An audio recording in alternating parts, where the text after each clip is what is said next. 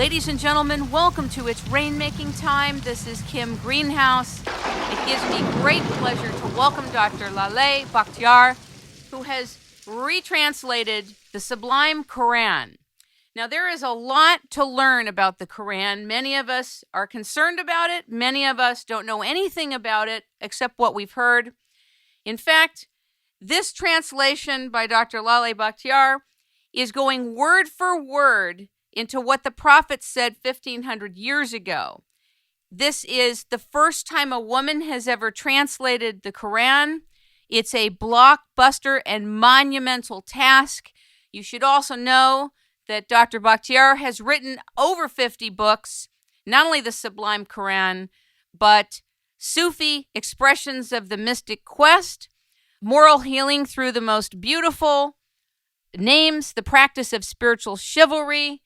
It goes on and on. She is practically a theologian, and she is doing something very controversial but very necessary. Ladies and gentlemen, welcome Dr. Laleh Bakhtiar to It's Rainmaking Time. Good morning. Good morning. Thank you.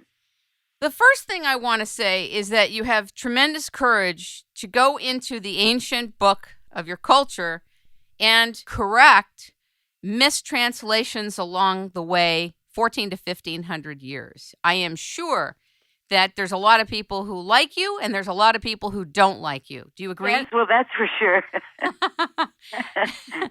I noticed that you have a background in Sufism.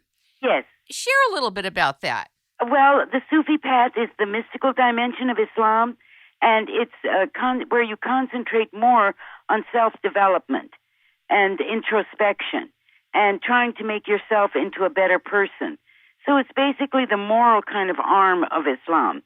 And once you have done that, then you're ready for the world of intuition, which if you get that far and, struggle that hard, then you move towards, sainthood or the highest kind of level of the mystical dimension. So could we say that Sufism has influenced other traditions as well? Yes, Sufism has definitely been influenced by other traditions, such as Buddhism and Hinduism and, so many, Christianity, Judaism, their mystical dimensions, like the Kabbalah and so forth.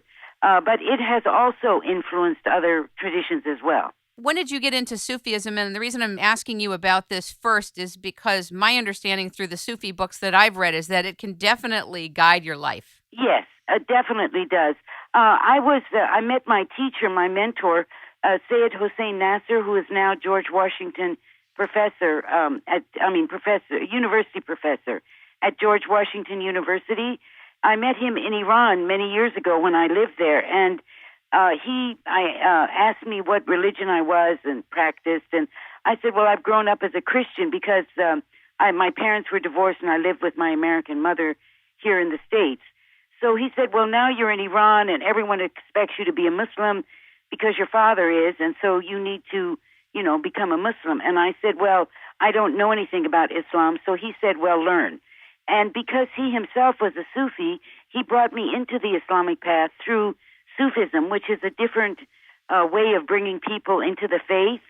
It's based on the love of God rather than the fear of God.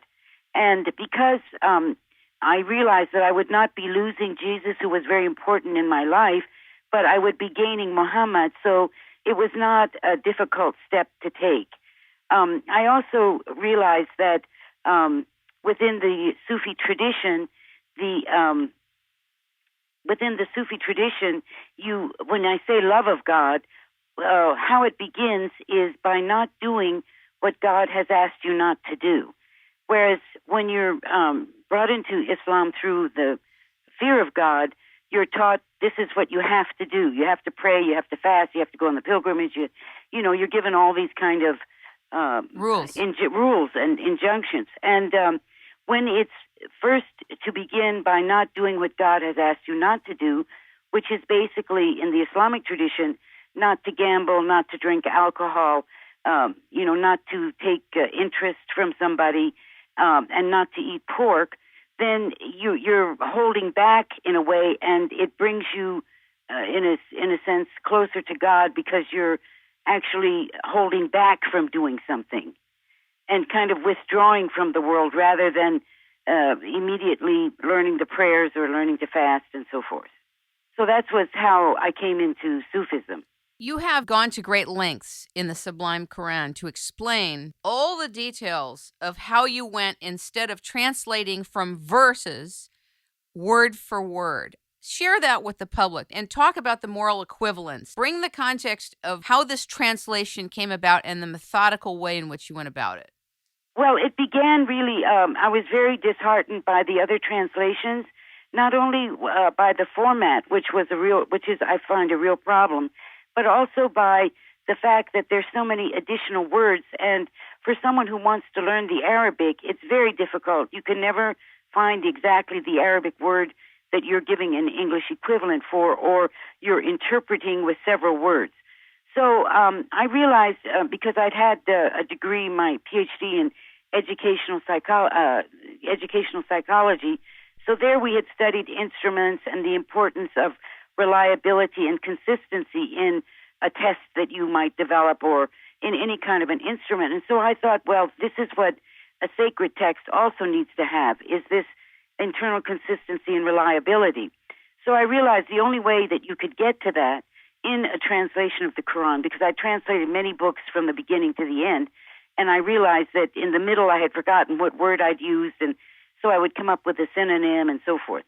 So in this case, I began with the words instead of with the paragraphs. And I wasn't sure that this method was going to work. It was kind of a scientific experiment. Like, I had a hypothesis, can I do this?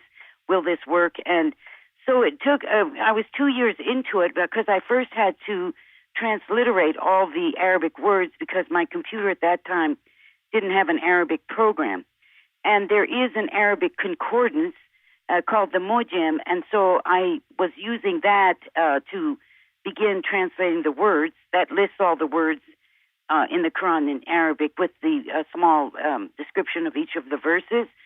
So I began there, and 2 years into it, I was talking to a friend and saying that, I was doing the translation of the Quran, and I wasn't sure if my method was going to work and so forth. And so he said, oh, that's how they can't translate the King James Version of the Bible.